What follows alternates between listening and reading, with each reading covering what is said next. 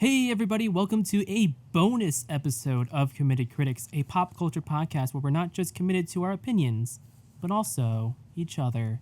Aww. Aww. I'm Kevin Lau, And I'm Ryan Davis. and today we're talking about a topic that we've been kind of dodging for a bit here and there, but we're finally going to dedicate a whole episode to it, to really deep dive into it, because, oh man, there's a lot to talk about.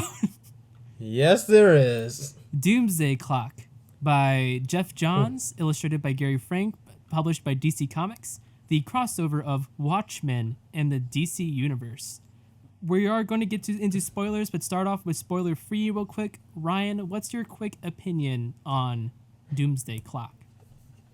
I enjoyed it. Here's the weird thing. People have been waiting for Doomsday Clock they were announced kind of, the beginning of it in 2016. Mm-hmm. And then we waited, and the whole delay in issues, and they were so spread out. So finally reading it, I'm happy that I finally read it. Is it everything I wanted? No. Mm-hmm. Did I enjoy it? To an extent. I wish we had seen some characters more. I wish we had seen some characters less. Mm-hmm. But at the end of the day, I can say I read Doomsday Clock, and it did change some things in the DC universe. It changed quite a bit, actually. Yeah. So I enjoyed it. There's some issues I do not were like, this is kind of ridiculous, Mm-hmm. and others where I'm like, this was the greatest thing ever. So. Mm-hmm. Yeah, that's as much as I can give. I was going too heavily into spoilers. Yeah. I do like. I will say my favorite characters in this were probably. I enjoyed Rorschach as always. Mm-hmm. I've always enjoyed the character of Rorschach. He's a little bit different in this version, but Just a little bit. It's just a little bit, just on the surface. Uh-huh. But I enjoyed the character of Rorschach. I kind of enjoyed the characters of Dr. Manhattan and Superman. Mm-hmm. And I also, I did enjoy seeing a little bit of Ozymandias in a different role for a period of time. Right. And I also enjoyed the very new characters, Mime and Marionette. Mm-hmm. Their story I was very much interested in. Definitely. Yeah, my spoiler-free thoughts is I didn't care too much with the first half of it. The second half, I was kind of getting more into it than most of the final issue I really liked. And there's like another issue 7, I think I really liked as well. We'll narrow it down more as we get into more spoilers. But then Okay. I didn't really care for the very end of it. But for reasons that are not usually in a major event like this. Because in a major event like this, usually I'm going to tell you, a little bit of it, not even really spoiler, but DC Universe is not going to be the same after this. This is not an event where it just kind of resets and goes back to the main continuity. It changes the main continuity. But this is the end of the non-spoiler talk. Now we're going to go deep dive into the spoilers. So, What was your favorite issue, Ryan? Probably my favorite issue is issue 10, Action. That's the one where it really hits a lot of the meat with the Doomsday Clock. That's also apparently the best reviewed issue from what I'm looking at. I'm looking through all the reviews of the issues, and Action is the best one reviewed, and I can understand why. That's the one where Rorschach, it kind of focuses more on Rorschach, right? No, that's the one where it focuses on Dr. Manhattan and Superman's relationship throughout the entire multiverse. And how Dr. Manhattan has actually how his actions have affected the DC Universe to a major extent. Basically, to give us some quick summary, Action is where it shows what happens when Dr. Manhattan left his universe for the DC Universe, and how his meeting one man led him to kind of just start involving himself with the DC Universe and changing things, because he sees Superman, who's the first, superhero at that time. Because when he arrives, it's 1938 or something like that, when Superman's first introduced as a character. In actual history, Superman's first appearance or first issue was in 1938. And was it 1930 or 1928? It was 1938. 1938. Yeah. So that's Superman's first appearance, and from there, it shows how the different incarnations of Superman throughout the years are actually Doctor Manhattan changing Superman's history. Mm-hmm. So they have the classic Action Comics cover with him catching the car. It goes on into seeing his different incarnations, how his parents' deaths affect his human parents' deaths affect him, and how it changes him as a character. It shows his different histories with both the Justice Society of America and with the Legion of Superheroes, which are two major teams that Superman has been a part of besides the Justice League. But and we've seen, and he usually starts off with one of those teams, but now the main thing is he starts off with the Justice League. But Dr. Manhattan changing that has led it, plus the Flashpoint comic, has led to creating the New 52 era, where Superman's parents were barely involved in his life, where the Justice League is the only team that's ever been formed as a superhero team. Mm-hmm. The Legion of Superheroes don't exist in the future. The Justice Society of America never existed in this universe, and it's interesting to see how Dr. Manhattan slowly realizes that through his actions, he has become a villain. Mm-hmm. And I just enjoy that issue because in the Watchmen comics, you don't see Dr. Manhattan as a villain per se. You see him kind of as a he's a god, but he's also a neutral party. Right, he's the anomaly of the whole universe. Because everyone else is like a regular person in a suit, where he's the only actual superhuman being. Mm-hmm. And that's interesting. It's something they point out in the very first or second issue, when Ozymandias and Rorschach arrive in the DC universe. They are surprised to find that pretty much there's way more superhuman beings than there are people in just costumes. Mm-hmm. And I find it funny that the first people they go to talk to are Batman for Rorschach and Lex Luthor for Ozymandias, who are basically similar to their counterparts in each way, and are also the two beings who have no superpowers. Right. Because Superman is their equivalent of Dr. Manhattan, and it's just interesting to see how these beings from a world where there barely are any superpowers to a world where superpowers are everything. Mm-hmm. So that's probably why 10 is my favorite issue. But right, my favorite issue, I don't know the exact number. It's probably 7, 8, or 9. The one where Firestorm accidentally turns a whole group of people into glass, and Superman.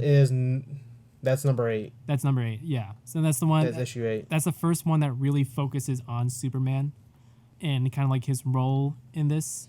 Mm-hmm. And then I just really liked how we focused on Superman and how his emotional journey was through that, and it really it was basically the theme stated of the series, where it's Superman is the person you look for hope, and he's the one hero. He's the only a lot of people see him as the only real hero in this time, but I really like that issue, and then how it correlates after that with like you said, with Dr. Manhattan and Superman, how Dr. Manhattan eventually learns his lesson through Superman's actions. Mm-hmm. I like the twist where oh, Superman's either going to kill me or I destroy everything. And then Superman goes to punch him, but then he ends up defending him from someone that was about to attack from behind him. That, it was really powerful. I think Jeff Johns is a good writer in terms of dialogue. His dialogue was always on point in this series. Mm-hmm. In terms of plotting, as the overall story goes, it was a mess. Oh, definitely. It's chaotic. Yeah, because I feel the last bits of it, everything with Superman and Dr. Manhattan, I feel that should have been the whole series. Because Superman fills the role really well, what he's supposed to do, but it doesn't really focus, quote unquote, on Superman. So we don't see Superman struggle to maintain being the symbol of hope while all this is going on, outside of that one issue with Firestorm. Yeah, it's really, because the whole thing with Batman and Rorschach in the beginning, that felt like a waste of time to me. Because Batman didn't do it was anything. it was interesting reading that first half, because like in that first half of the comic, I could not tell what time period of the DC universe this was supposed to be taking. Right. Because it immediately started off with that whole, metahumans are, a problem, and it's like it's weird because It comes out of nowhere. There was no build up to it in universe, I think. Right, it wasn't like in Watchmen comics. It's very much 1980s, and it's like, I guess not the per se the Cold War, but like it's pretty much like after Vietnam, it's after Cold War and everything. Right. But like I felt like that very first couple issues was just straight up like the DC universe is suddenly thrown back into the Cold War, and it's like metahumans are like our nukes now, or each side is building them up, and why are most of the metahumans from America? And I was just like, what is happening right now? Because I'm like you said, there's no buildup in universe. Like, I'm reading most of the DC comics in universe, especially Justice League, Superman, Batman, and a lot of them, there was no buildup to that at all. Right. Well, there was build-up. There's like the Button crossover with Batman and Flash. Well, yeah. But there was like no buildup of the metahuman situation, is what I mean. Yeah. The universe just suddenly became a Watchmen type universe, which was my fear of Doomsday Clock, and like, because it was the Watchmen crosses over the DC universe. It goes either one of two ways. It either tries to be like Watchmen, or it is an actual crossover between Watchmen and DC universe in tone. The first good chunk of it, 6 issues or 7, it is trying to be Watchmen. Yeah, it very much is. But it doesn't know how to be like Watchmen. Like, I will say this, I think we'll probably get into this later, but I did like the artistic side of it. I think it really, like, the art in it and a lot of the panels were well done. The problem is, I think they focus too much on making those, like, because they're very much Watchmen-esque. Right. And I think they focus too much on trying to copy that style, that the story ends up getting, like, cut into that style as well. Right. Did you read it digitally, or did you read them in print? Unfortunately, I read it through Hoopla digitally. So you read it like panel by panel? Yeah, so I think some of the panels will be better in print version, which I think some of them still work, because they Hoopla usually does bring big panels that are supposed to be like wide pages as wide pages, but some of them I'm like, no, like I can tell, like, yeah, this should have been on a comic, or like on an actual comic book print, instead of panel by panel. Right. So did you ever like zoom out to see like the full page? Yeah, I did. I usually keep it zoomed out. So I did see like it was so I usually did see like how it's cut into like nine sections, like it usually was in the Watchmen comics and everything. So my opinion is that I don't think it works as well as a full page. I think it works better panel by panel, because there's a lot of there's a lot of panels where like this shows everything framed one way, and then it goes to the next panel, and it's a different time period or a different character, and it's framed the same way. When you look at it on the page, it does not work, but it works well if you do panel by panel. But also, like the way the panels are laid out on the page, most of the time they're not very visually pleasing. With Watchmen, it was visually pleasing, however all the colors and everything were rearranged. But whereas with Doomsday Clock, it was kind of a mess seeing it in a full page. There is not very a colorful like series, especially like there's some scenes that are colorful, but like most of them are like very one color dimensions. Right. But and it's like keep going. Yeah, but wouldn't you agree that like in Watchmen, there's a lot of focus on how the medium looked on the page, whereas Doomsday Clock, it felt like it was trying to mimic that without really understanding what made the original Watchmen work artistically. I can kind of agree with that. It doesn't get where like why the art style was that way, and I think it's very much trying to copy it. It's like basically like you look at someone's work, you look at your friend's work next to you, copy it word for word without actually understanding it. And it's like it tries, and in some ways it does come across, well, I get what they're trying to do, but in other parts I'm like, why. Like the one part that I think was kind of cool was like on full pages. Well, no, that doesn't actually work.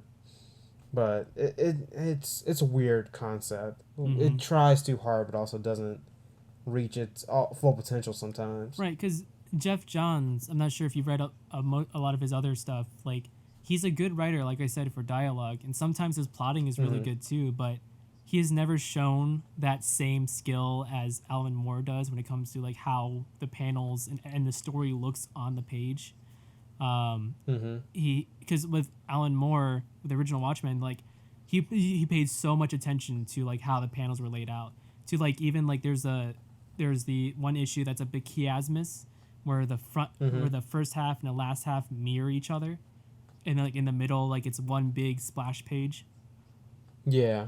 And it was I think the midpoint of the series too, but it's I don't know I get especially the first issue. The first issue is so rough in Doomsday Clock.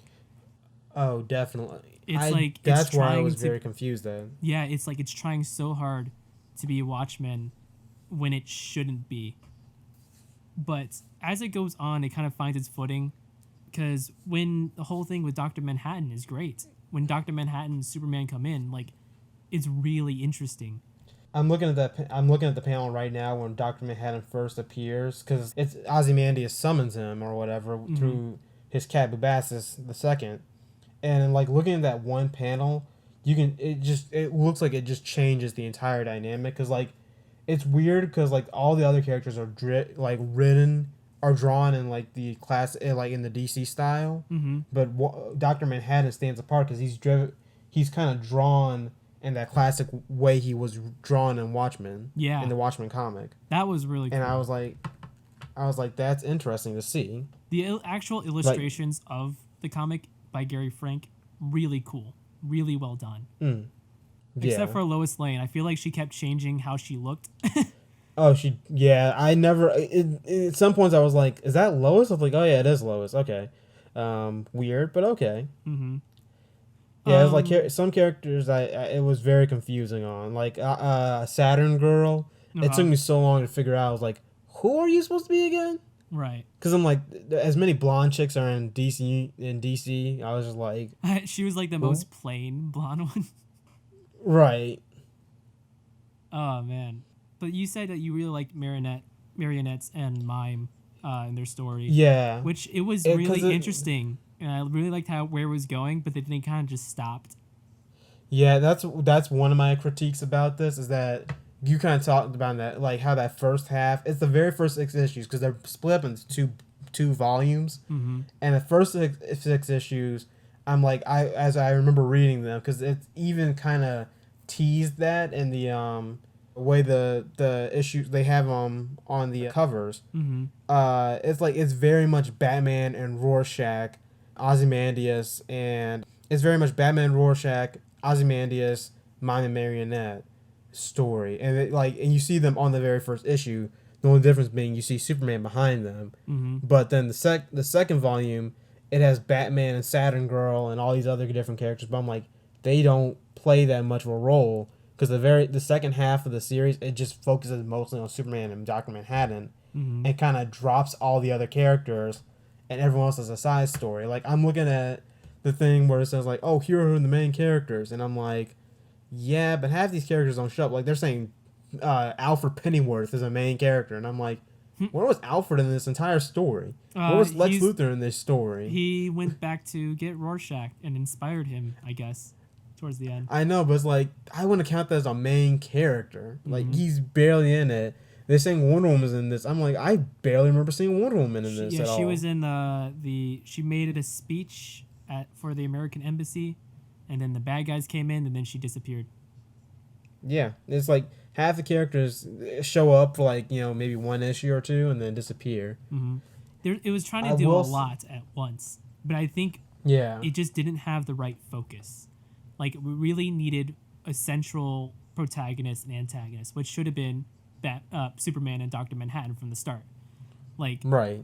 Like, issue 1 is, it does its thing with like, focusing on the Watchmen people, bringing them to the DC universe.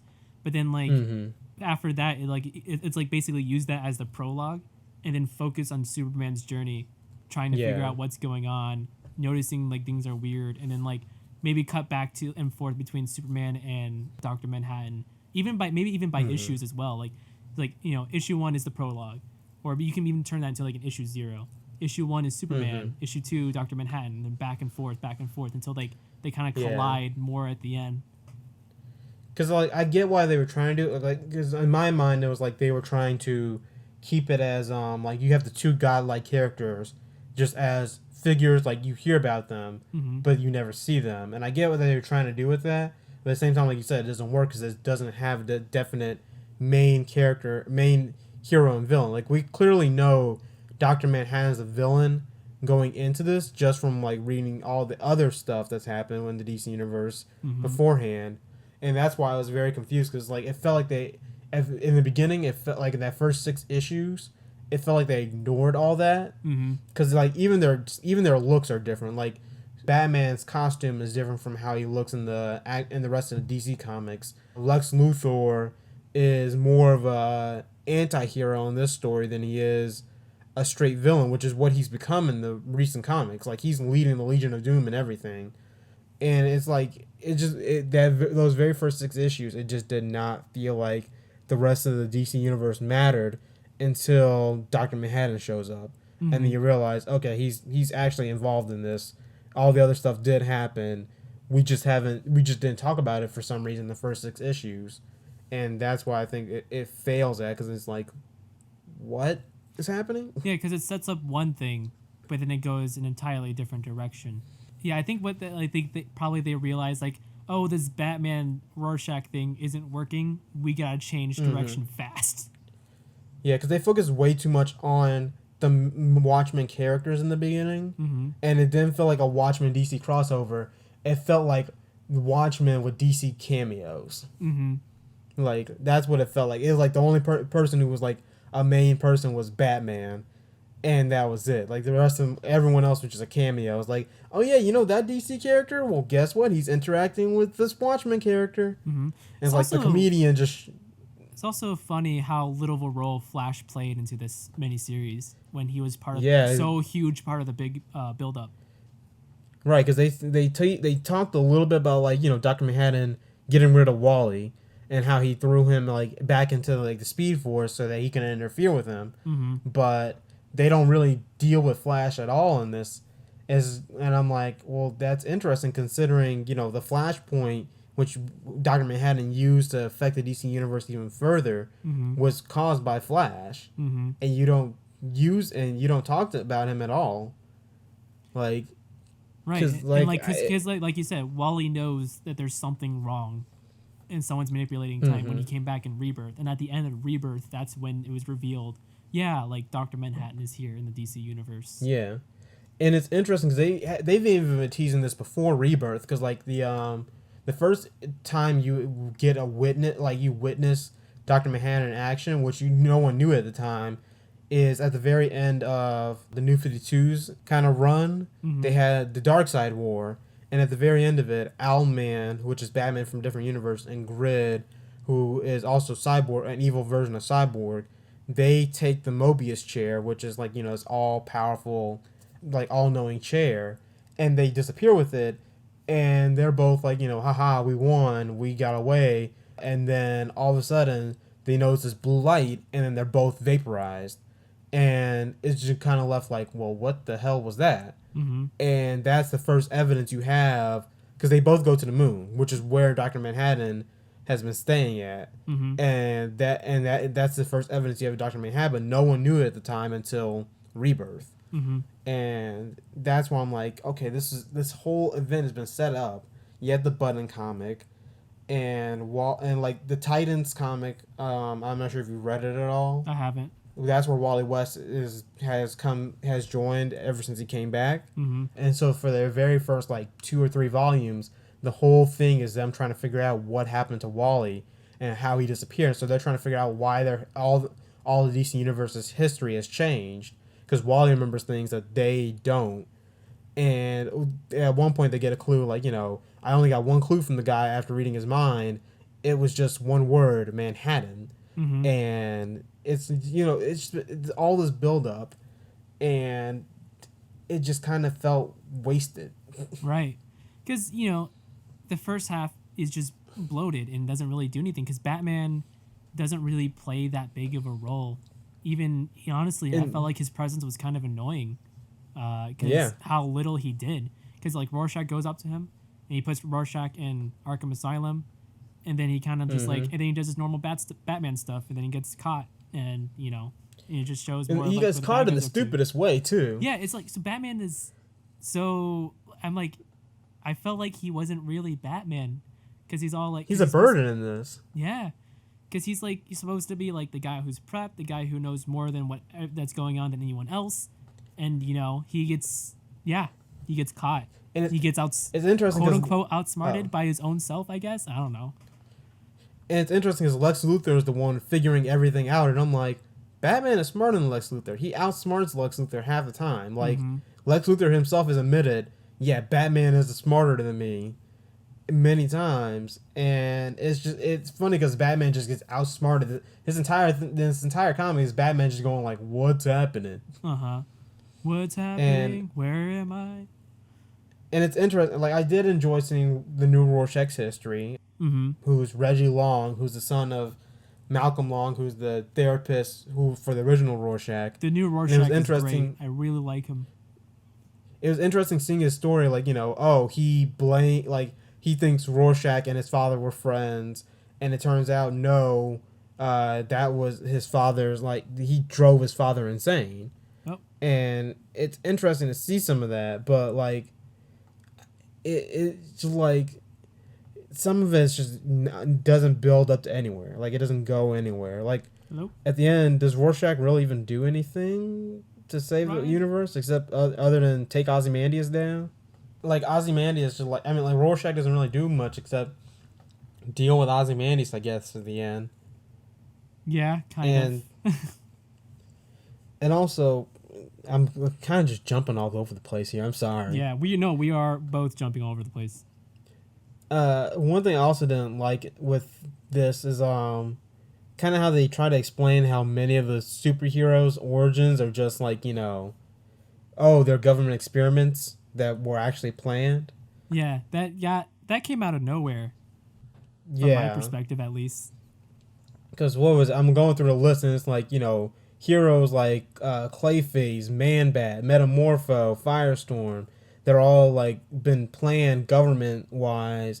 And most heroes, with the exception of characters like Superman or Flash or Wonder Woman, are all government experiments. And I'm like, that's kind of ridiculous.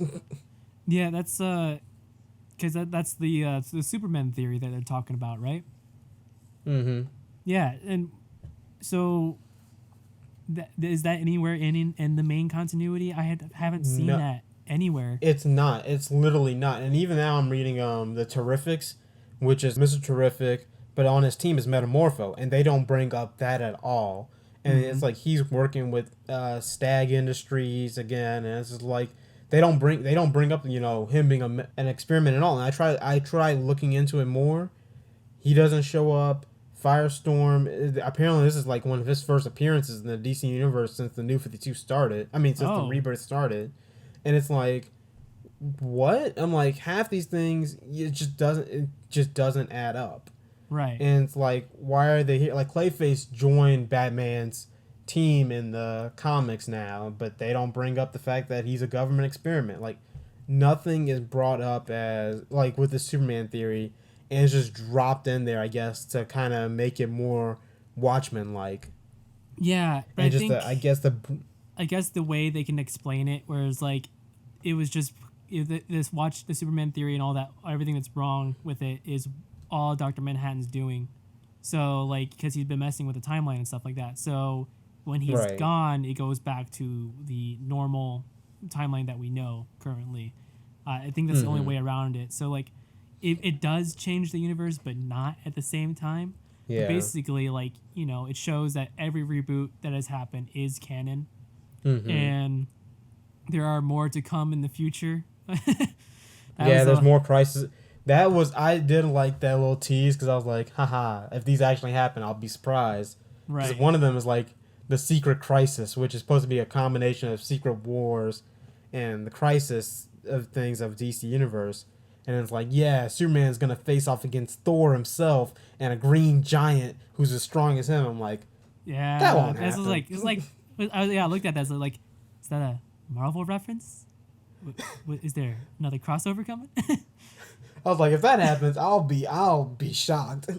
Yeah, I definitely it's- read that. It probably will not be good, but I'll read it. Oh, definitely not. It depends on who the writers are too, because Marvel is they're very 50-50 with their events. Either they'll be very good or they'll be very bad. Yeah, it is so 50-50.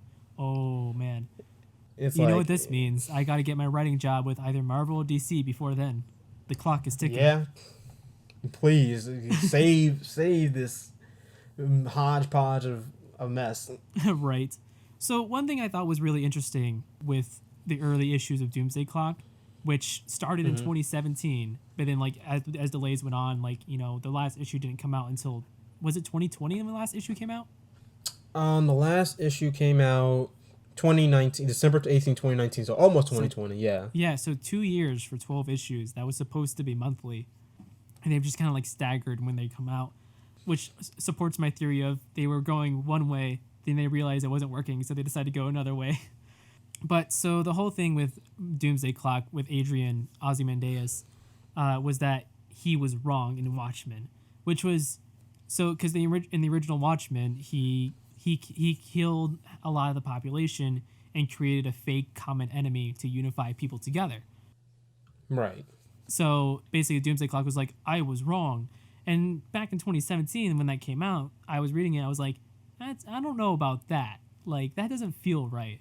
But then now in 2020, with COVID as our common enemy and seeing that how it has divided us further as a nation, maybe he was right. Maybe Jeff Johns was onto something. Yeah, I haven't seen the Watchmen show, but doesn't that tackle kind of the same idea where like Ozymandias was wrong and what he did actually divided the country further? Yeah, because it talks a little. It goes a little bit into like they find out that he basically tricked them all, and so it's basically like it's just him like trying to defend himself, and meanwhile cops are getting attacked, and so they have to wear masks and protect themselves, and that goes into a whole nother issue that's happening in 2020. But yeah, it's like it's interesting because Ozymandias, like it's a whole thing. Like Ozymandias was wrong, and in the 1980, like when this first comic came out, it made sense at the time. But like looking on this, like people are like, yeah, history proves that this did not that doesn't work. I mean, that's pretty much what I got. Like it. It's just weird that it's interesting to see that they realize, hey, Ozymandias' plan wouldn't work, and I also I forgot for a second that it was Ozymandias creating a monster because the Watchmen movie, changes it up and makes it just Dr. Manhattan's energy is used to blow up New York. Right. Yeah, because in the movie they made Dr. Manhattan the villain essentially. Yeah, they made him the common enemy. But really, like like we talked about, like it's an invisible common enemy. Like there's nothing. It wasn't real.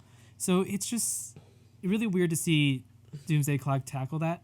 It definitely means it's a lot more meaningful now than what it was back in 2017. But also it doesn't stick with that. It doesn't do anything with that really, because Ozymandias, what does he do? He makes another plan. It's really weird to think of it where it's like, Ozymandias like planned it all along, because it doesn't work. Right. There's too many anomalies.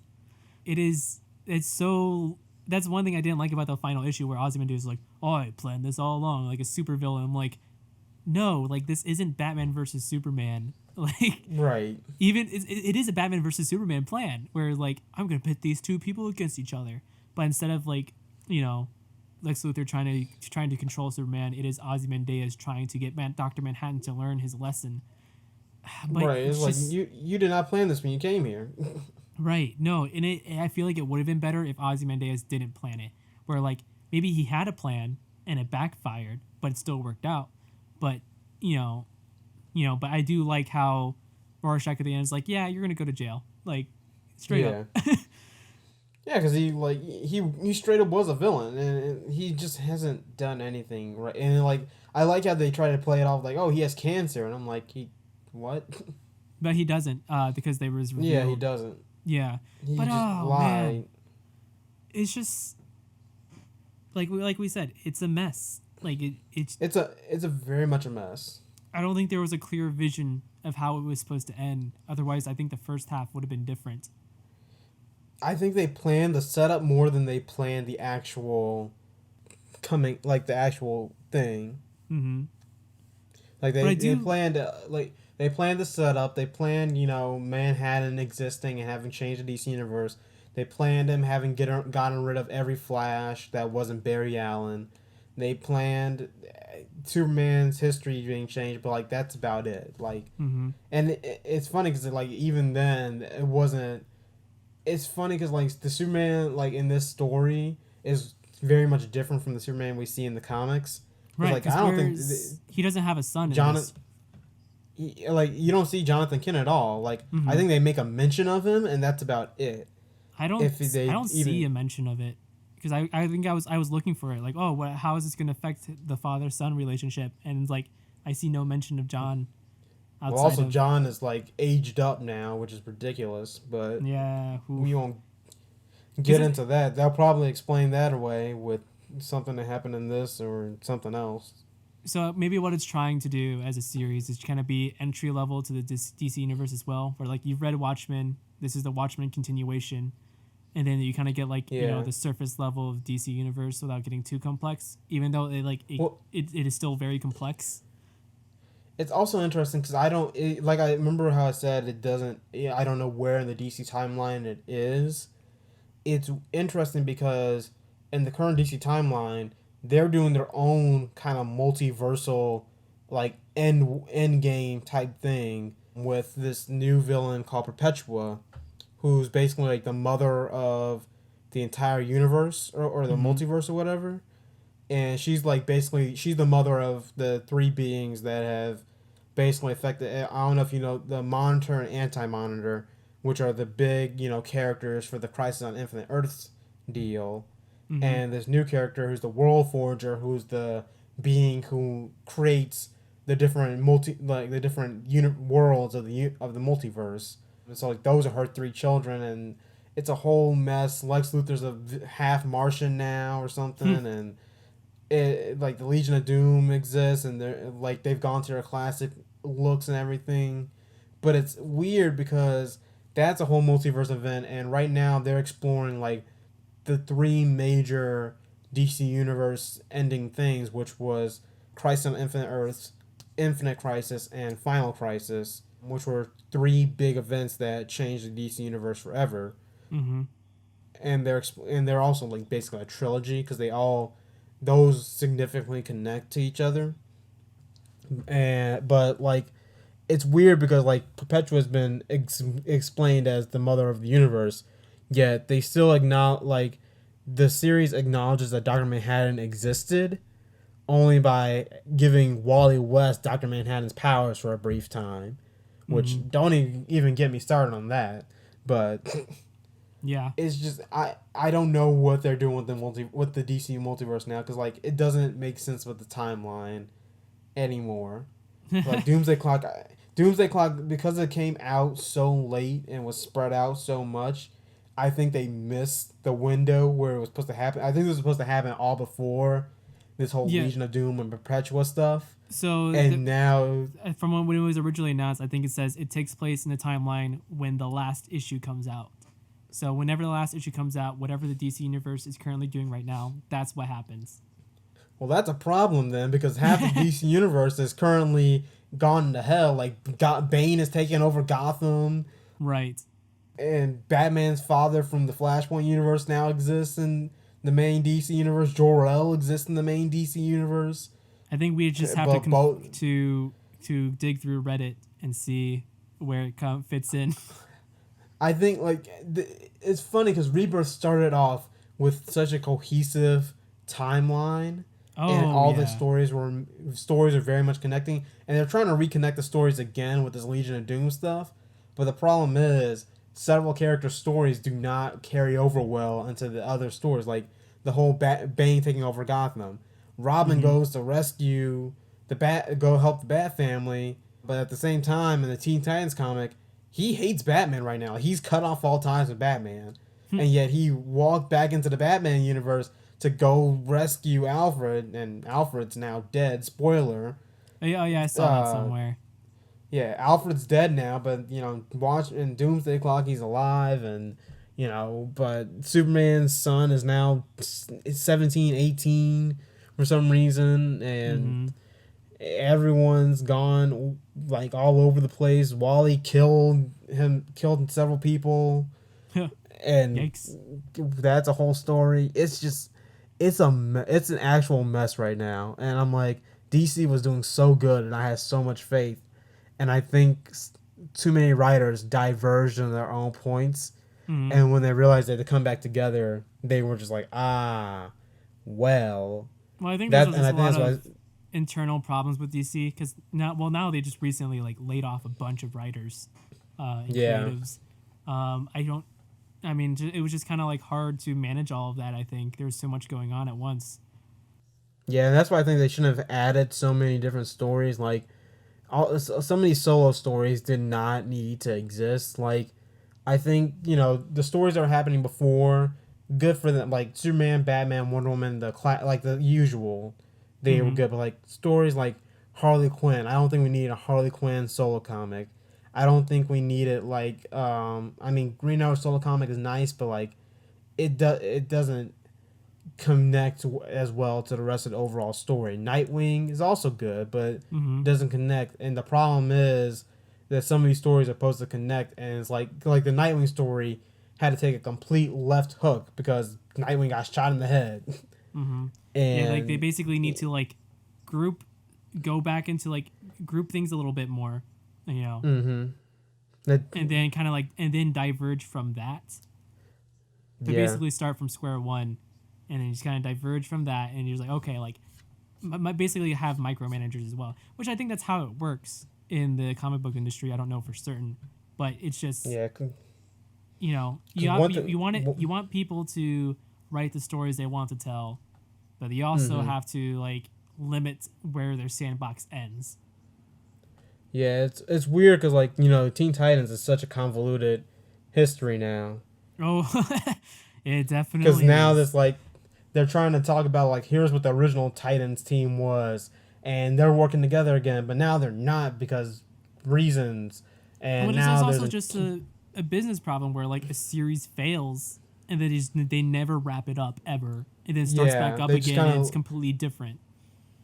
They kind of completely like just change it. Like the Teen Titans, they had it like with the classic team with Robin, Starfire, Beast Boy, Raven, and then instead of Cyborg, since he's a Justice League member, they had Kid Flash, and then they just kind of dropped that and brought in all these other random characters like Jinx and Roundhouse and Lobo's daughter Crush, and now they're the Teen Titans, but they're also the most dysfunctional team in the entire universe. Oof. And now they just reintroduced Young Justice, but that Young Justice is a team that kind of got erased, but didn't because Impulse got thrown away, and it's a whole like apparently Young Justice existed the entire time for somehow, but also it didn't because they acknowledged there was a Connor Kent beforehand, but New 52 had their own Superboy that just died, but the original Connor Kent was on a different universe, and Tim Drake lost his memory of the DC universe, and it's just Wonder Girl. I cannot with this entire. It's hard to keep track. I'm reading stuff from New 52, trying to make sense of the rebirth, and it's not making sense. Apparently, Huntress is actually Robin from Earth 2. Okay, that's a twist I didn't see coming. Yeah, I didn't either until I started reading the Earth 2 comics, and then I was like, yeah, Huntress is actually Robin from Earth 2, which Robin's the daughter of Batman and Catwoman, and she got flung into the Earth 1 with the Supergirl of that universe, and so that Supergirl became Power Girl on the new universe, and that Robin became Huntress, Mm-hmm. and I'm just like, huh? So then they don't talk about this at all. Okay. And you didn't think to mention this? Like Huntress just works with Batman, like works with the Bat family, and I'm like, well, why is she part of the Bat family? Well, apparently she's Batman from a different universe's daughter. Don't worry about it. Don't worry about it. Yeah, So pretty much. That's we're running a little bit low on time, but what were your thoughts on like Yeah. the ending of Doomsday Clock? Um, With John's child Clark. I get what they were trying to do with that. It made sense because they were trying to show how Superman is an idea, Mm-hmm. and he kind of like he is the inspiration of hope for like any universe. The universe centers around that being of a character who is thrown away from a doomed planet, with extraordinary powers, is raised Mm-hmm. by a loving family, and eventually becomes the world's greatest hero. And Right. I get what they were trying to do with that by having this new kid named Clark, sending him to the Lori and Dan. Well, it's what I can't remember their superhero names. Jupiter Girl, Saturn Girl, Jupiter something, Jupiter Jet. and I don't know. Night Owl or something. I don't remember, but he basically sent them to two former Watchmen characters to be like adopted into their family. And I get what they were trying to do with it. It felt very cheesy and it felt kind of confusing at the end because I'm like, Mm-hmm. how this random kid, he now has Dr. Manhattan's powers, Mm-hmm. and he just acts like Dr. Manhattan. Okay, Yeah. cool. That's not gonna end terribly at all. I know, right? But like, I feel like it didn't need that. It could have just Yeah. ended. Like, please give Watchmen an ending. Yeah, Because this is supposed to be basically Watchmen 2. Like, this is yeah. the official sequel of Watchmen. Why It's does a it not have sequel an and ending? possible conclusion. I think they're trying to open it up to have, like, to bring Watchmen back, but they Well, yeah, shouldn't. 'cause Like, you- Watchmen well, I needs mean, an ending. It's the same thing with comic books. Like, they don't write endings because they need money. Because that's their business. Their business is not writing endings. Except for certain arcs here and there. But Right. I guess that's the way it goes. I guess the way the cookie crumbles. I don't know. Like, I'm happy Dr. Manhattan is finally like just gone, but like Mm-hmm. But not it's really. just like it's like left very much up in the air of what happens to everyone. Like Mime and Marionette are now stuck in the DC universe. Mm-hmm. Comedian is dead again. Spoiler: he came back to life for a period of time. Well, it wasn't so much that he came back to life, is that he was grabbed from that moment he was falling and then put back Yeah. into that moment. Yeah, which I was just like, wow, that kind of sucks, but okay. Why was the comedian there at all, except for the Oh, the happy smiley face button? Literally, that's it. Because like they didn't, he wasn't necessary to that story at all, other than, hey, he's being used to kill Ozymandias, but Oh, that he just doesn't. reminds me, like the button that Batman has in his Batcave, that was not important at all. No, it wasn't. Nothing came from it. Like they did the whole button story, and then nothing Uh-huh. came from the him. Like he doesn't even talk about finding the button Right. in the story at all. Because he he doesn't doesn't talk even see about- the comedian's button at all.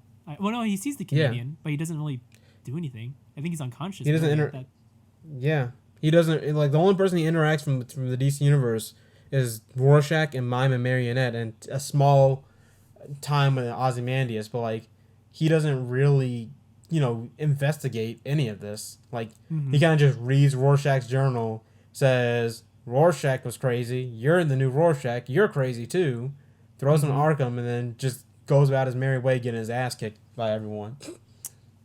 Man. Yeah, It's just like they Batman was disrespect just Batman. there for the iconography of it. I guess the comedian too. Although, like Yeah. when I think of Watchmen, I don't think of the comedian. I think of Dr. Manhattan. I don't know. Right. I think of Dr. Manhattan and Rorschach. Like those are the two people I immediately think of when I think of Watchmen, because Rorschach mask is iconic, and Dr. Manhattan is also iconic. Like comedian is it's the button that's iconic, not the comedian himself. Yeah, because It's the the comedian button. dies in the beginning of Watchmen, and then he's just there Right. for flashbacks, and he's just a terrible dude. Right. It's the button itself, the smiley face with the blood stain on it. Mm-hmm. That's basically, I guess, what you would call the symbol of Watchmen. Mm-hmm. But like it, but at the same time, it's like he's not the main. He's not the main character focus of Watchmen, because it mostly focus that comic, while it does focus on multiple characters, it mostly focuses on Rorschach and Doctor Manhattan, from Rorschach, what I Dr. Manhattan, remember. and Owlman. And Owlman, yeah. Yeah, but So as for Doomsday Clock, what rating would you give it out of 10? out of 10, I give it a 6 out of 10. I think I'd give you even a 6 or a 7, because like I said, I did enjoy several issues, and I did enjoy kind of seeing some DC characters interact with Watchmen characters, but it's such a convoluted and jumbled mess in a lot of issues, and the story as a whole, that it's kind of like it loses that power and impact. Right. Like the first half was just a slog to get through, but Yeah, like, and that was out the first 6 issues. I remember that volume was out for so long, and I was like, well, this gave me nothing. Like, I did not feel excited by this series at all. but but I really like Superman's interaction with Dr. Manhattan. I really like when we focus on Dr. Manhattan, as well, and those were really good. Those were really, but that was like a really small portion of the miniseries. Yeah, it didn't really talk. It didn't really delve with them. It was like it was kind of rushed almost. Like I said, Like, I think they were going yeah. one way. Then in the middle, they're like, we got to change this. This isn't working. Also, before we like kind of start to wrap this up, who was the guy, the Carver Coleman dude? Like, why? Why did Oh, he the exist? actor? Yeah, the actor who was just kind of like there to be like, oh yeah, he was Doctor Manhattan's first interaction with anything in the DC universe, and I'm like, they just focused on that way too much. There was a lot of that. Well, it's like, so that's basically what they did instead of the comic book in Watchmen. Yeah. So it was just so on the nose to me, how they did it in Doomsday Clock, because it's like, it's not a game for knights. I was a pawn. It's classic detective fiction. Like, that's 100% what detective fiction does, where the main character the detective was actually the pawn the whole time. Spoiler alert, that's kind of like what I do in my book, which is combining detective fiction with epic fantasy. Yeah. But yeah, there's a lot Which of it did hyper feel like focus on that, and I don't think it does it very well, except for like the last bit of it. But Yeah. it's just hyper fixation on that. The actor himself, the character, I thought he was really cool because he was John's first interaction with the DC universe, but also like John meeting with him annually kind of shows how John affected him, and how it's basically the butterfly effect, where like changing one thing changes everything. But I don't know, it's one of those things that just wasn't as fleshed out as it could have been. Like, it should have been Dr. Manhattan and Superman should have been the focus of all 12 issues, not Batman for the first half, and then weirdly transitioning to Superman out of nowhere. Well, Batman doing nothing for the first half, and then and doing nothing for the second half. Batman just existing. Alfred did more than Batman in this series. Honestly, he really did, because Batman, the best Batman scene of the Doomsday Clock is when he was telling Superman not to pick a side, but then Superman did. That's pretty much it. Also, Putin was in this comic. Oh yeah, dude! I was like really. I was looking at, like, they mentioned Putin. And I was like, really? And then like they showed him, but they never mentioned his name when he was in the frame. So I was like, yeah, is that him? I was like, no, it's Putin. And I was like, I think I think the president is also Trump, even though they never show his face. Yeah, it's Trump. Unfortunately, that's why they explain is like why there's so much strife between us and Russia, and I'm like, oh, you had to go political. Well, I think. Well, I mean, the original Watchmen was political as well, but I think this one was like it was trying to be political without having any meaningful political commentary. So it was just kind of like you look at it, you're like, but why is this here? Why it doesn't do anything thematically with the story, other than it pokes fun at Trump a little bit and then makes Putin look like the bad guy. but that's whatever. Yeah, I'm happy the classic DC universe has kind of made a return, but also kind of not.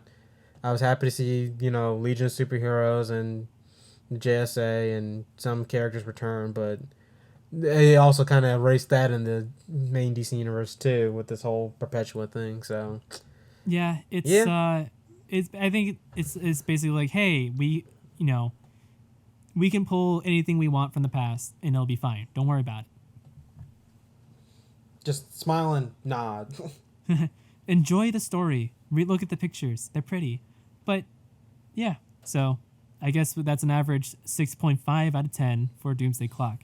Would you recommend people buying it for their comic book friends for the holiday season?